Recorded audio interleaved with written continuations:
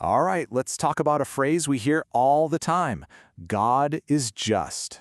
We kind of think we know what it means, right? But what if the way we usually picture it isn't quite right? Let's dig into what the very first Christians thought this really meant. So, when I say God is just, what's the first thing that pops into your head? Seriously, for a lot of people, maybe you too, it's a courtroom, right? You see a divine judge, a big gavel, those scales of justice, the whole crime and punishment thing. And that's a super powerful, really common image. But here's the thing. What if that courtroom image, as familiar as it is, actually misses the whole point? What if the earliest followers of Jesus had a completely different take on it? Okay, let's get into it and see what the history actually tells us. So our first stop is the early church fathers. And what's amazing is that for hundreds of years, they had this incredibly consistent view of God's justice. And it was all about restoration, not retribution. Honestly, this perspective can kind of change everything. Okay, so our first piece of evidence comes from St. Cyril of Alexandria, and he's talking about the Gospel of Matthew. You probably know the story. It's Matthew 1:19. Joseph finds out Mary's pregnant, and the scripture calls him a just man because he decides to release her quietly instead of, having her punished like the law demanded. And right there, that is where our whole courtroom idea gets flipped on its head. Think about it. Joseph is called just because he chose mercy over the strict penalty of the law. For St. Cyril, this was a perfect picture of what true justice, dikaiosune in the Greek, really is. It wasn't about demanding payment for a crime. It was the loving, powerful act of setting things right. Okay, let's bring in another giant of the early church, Saint Athanasius. Now, for him, pretty much everything revolved around this idea of theosis, which is this concept of humanity being brought back into union with God. That was the whole point of everything God does. So from Athanasius' point of view, when humanity was falling apart, the just thing for God to do wasn't to demand some kind of penalty. No way. The just thing was a saving intervention. In fact, he goes so far as to say that Jesus is the justice of God because he's the one who restores that broken connection between us and the Father. So justice isn't a sentence, it's a rescue mission. All right, now this quote, this one from St. Isaac the Syrian, is designed to make you stop and think. He says, justice does not belong to the Christian way of life. Whoa. I mean, at first that just sounds wrong, doesn't it? But he wasn't throwing out justice altogether. What he was doing was radically rejecting our small, human, courtroom idea of it. The balancing scales, the eye for an eye stuff, to make room for a mercy that is just so much bigger.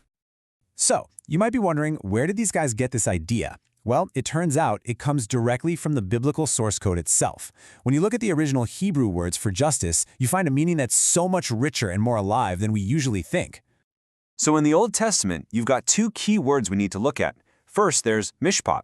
You can think of this as right ordering, good government, the kind of judgment that creates a healthy society. But then you have tsedaqah, and this is about God's active righteousness, his saving actions, the way he steps in to restore what's been broken. It's justice as a powerful verb, not just a noun. And here's how it all comes together. When the New Testament was written in Greek, the authors used one single, powerful word, dikaiosune, to capture the meaning of both of those Hebrew words. So, whenever you see justice or righteousness in the New Testament, you have to remember it's carrying this incredible double meaning, God's perfect order and his powerful saving action. So here's the bottom line from all this language stuff. When you look at the source code, biblical justice isn't mainly about punishment. Over and over again, it's shown to be God's faithful covenant action to save, to restore, and to help his people, especially those who are most vulnerable. Okay, so that's the foundation. But how does this idea play out today? Let's do a quick flyover of the major Christian traditions to see how each one understands God's justice now. The Eastern Orthodox tradition, well, they've really held on to that original early church view. Justice is God's power pulling us back into union with him. The Roman Catholic view sees justice as being perfectly fulfilled by mercy, with the cross being the ultimate act of love. And in the Reformed tradition, the focus is on God's sovereign will as the highest justice, and salvation is the just method that he chose to use.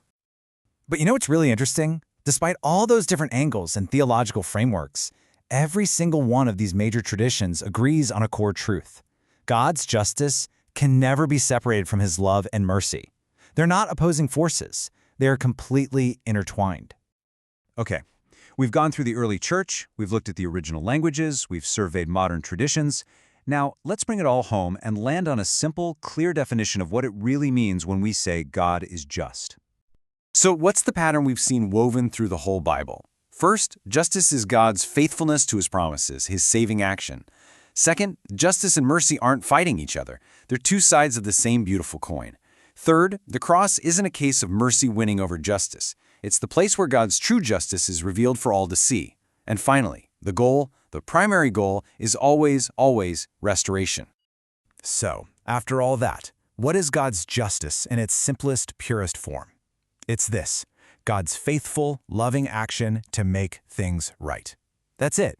It isn't some cold, impersonal legal code. It's a dynamic, relational, deeply personal commitment to healing and restoring everything he has made. And this, right here, is the big paradigm shift. We have to move away from that image of a courtroom judge who's demanding a penalty, and instead, we embrace the image of a physician, acting with all of his love and power to heal a disease and bring a patient back to full, vibrant health. And that leaves us with one last, really important question. If God's own justice is fundamentally about healing and restoration, what does that mean for our pursuit of justice? In our own lives, in our communities, in our world? How should our justice start to look more like His?